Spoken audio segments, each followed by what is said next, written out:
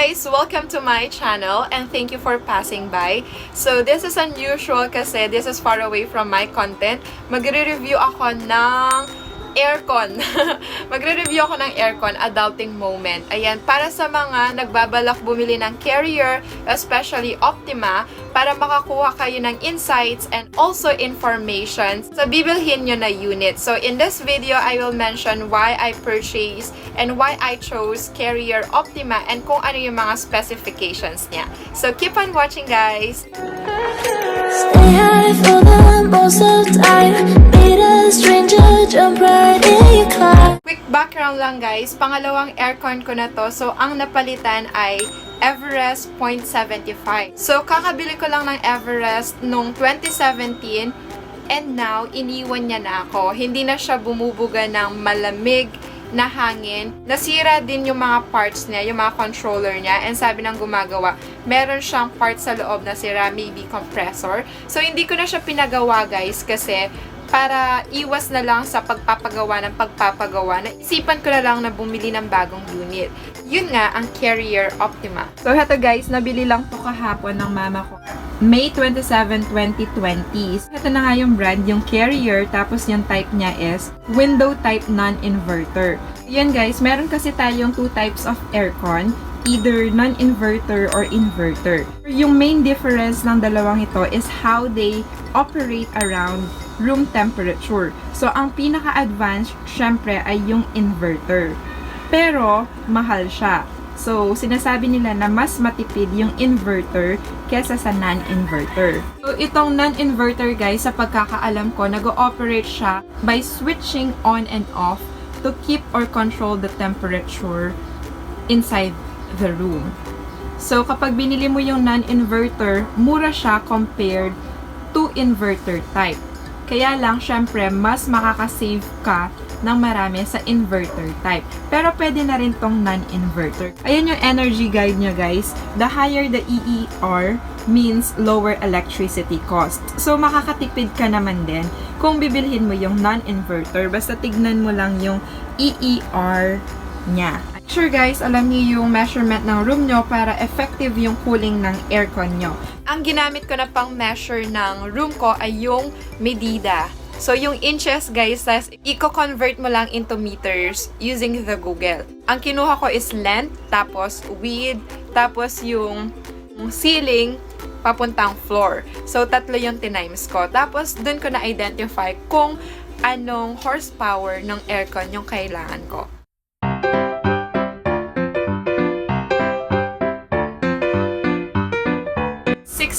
Plus 53 inches. Yun yung length ng room ko.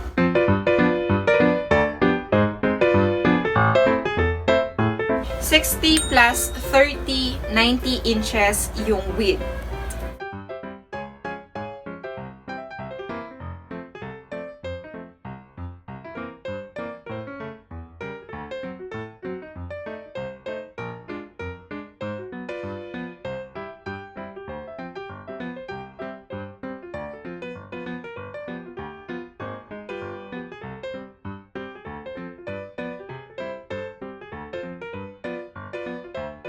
Let's go to the reasons why I purchased Carrier Optima.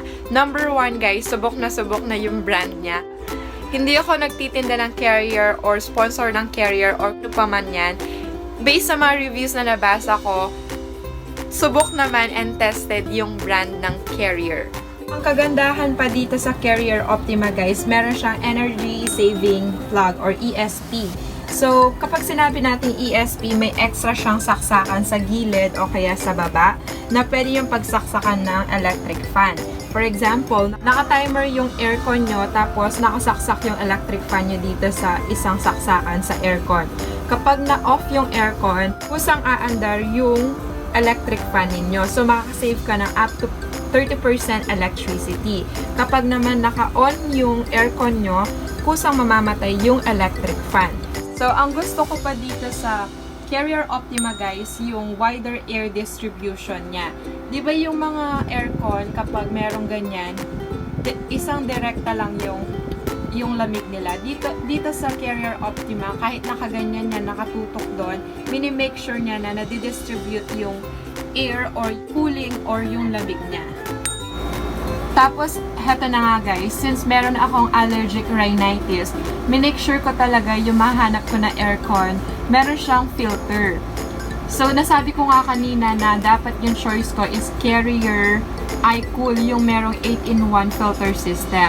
Pero, nung pagkabasa ko dito sa Carrier Optima, meron siyang multi-pore filter na nagpi-filter kahit sa mga pinakamaliit na pollens or dust na fi-filter niya. Kesa sa normal lang na filter system. Di ba lahat naman ng mga aircon meron siyang filter?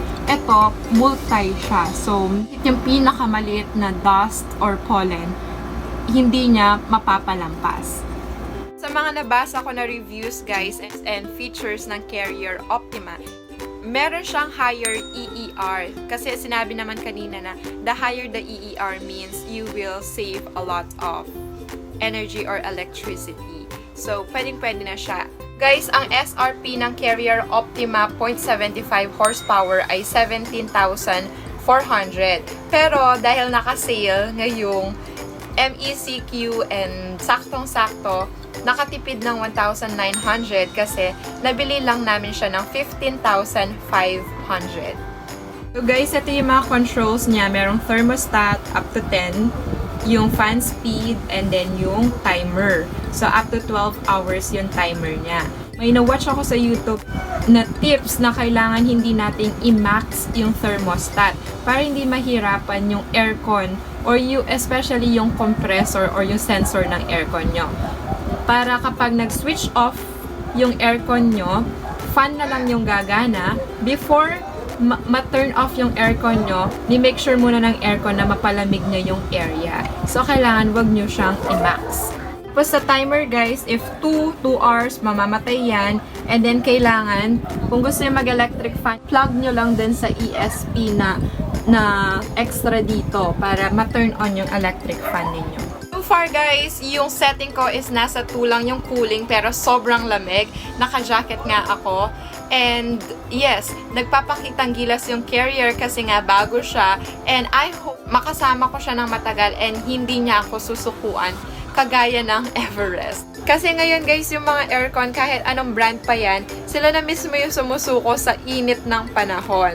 So, hopefully talaga makasama ng pangmatagalan. So, thank you for watching guys. I hope you learned something about this unit na bibilhin nyo in the future. So, comment lang kayo kung ano yung mga gusto nyong tanungin or questions or kung ano-ano pa.